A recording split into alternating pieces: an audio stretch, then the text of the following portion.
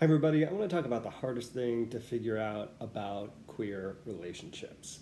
I think there's lots of different pieces to this. It's a huge Gordian knot to unpack, but I'm interested in exploring it for multiple reasons. One, I think it's super important to lift up all the relationships in our lives, and especially for me, I want to lift up the queer one. So the stronger our relationships are throughout our lives, whether it's the queer relationship, whether it's the professional relationship, whether it's the familial relationship, all from our perspective allows us to have a stronger, more confident, more powerful community. So that's the point. First, I think the hardest thing, I'm going to get to it right away.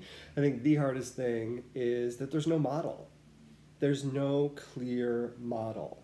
And what I mean by that is when we're growing up, we're exposed to these straight relationships, these heteronormative relationships, these experiences of men and women in a relationship together that we're bombarded with. First, this is what a relationship looks like. It is male and female, number one.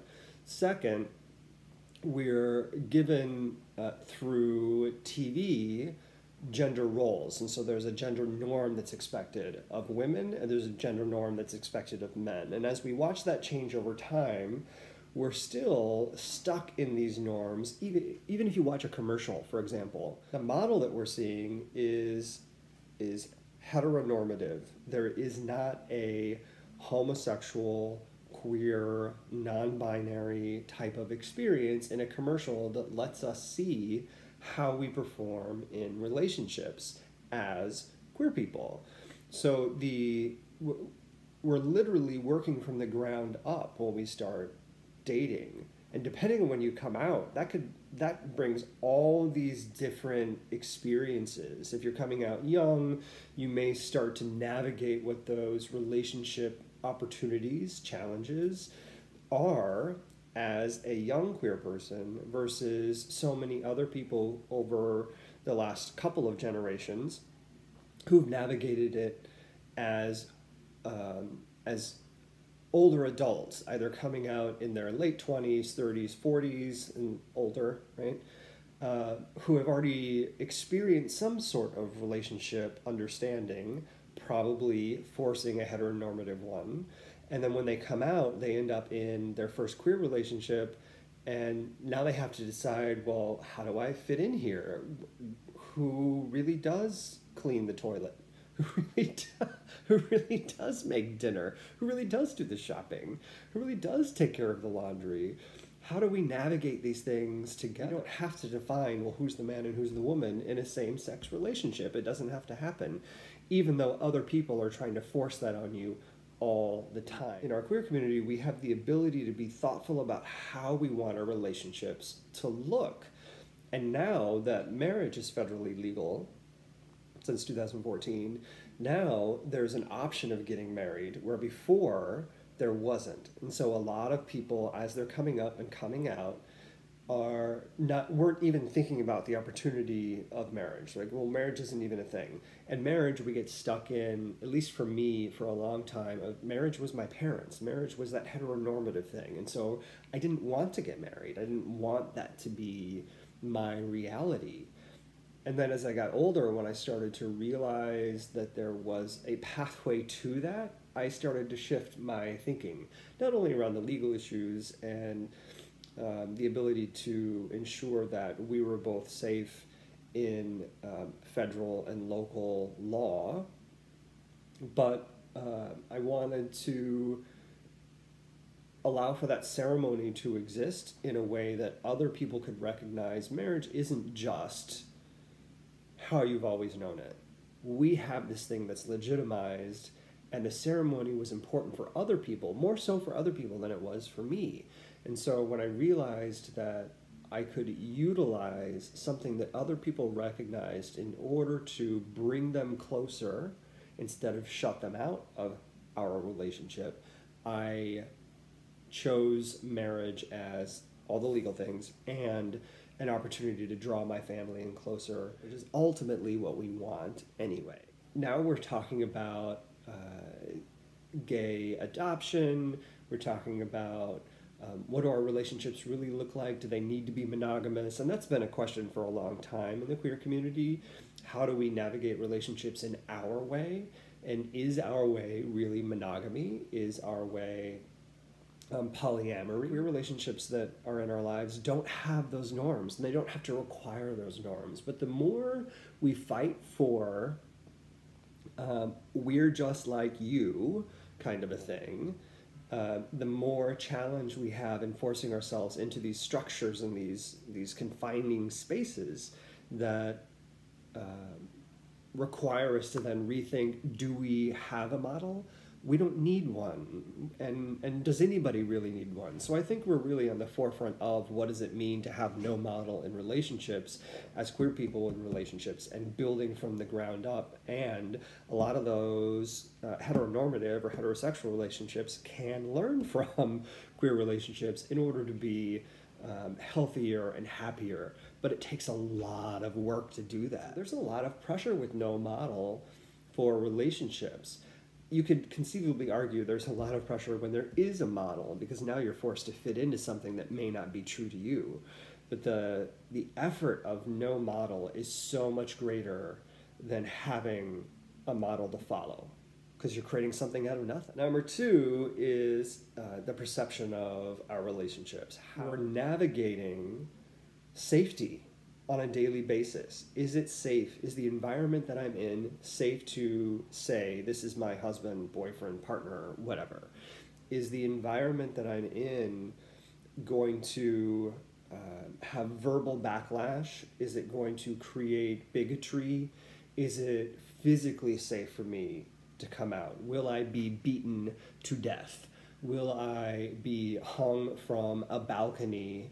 Or will I be tied up on a barbed wire fence in the middle of the prairie and left to die in sub-zero temperature like Matthew Shepard? There is legitimate safety concerns in a queer relationship, and that creates a lot of tension. It creates challenges in relationships, because one person may be more open to public displays of affection, whether it's kissing, hugging, holding hands. Putting your hand on someone's knee can be an act of defiance and courage, and that's ridiculous. That just being able to show some affection to someone is potentially deadly. Next thing you know, you've got external and internal homophobia, because we were raised with it. It was a part of our upbringing. All that internal and external homophobia, or the rest of the phobias that exist, are a real challenge in queer relationships and can cause a lot of damage. Let's talk about the coming out piece.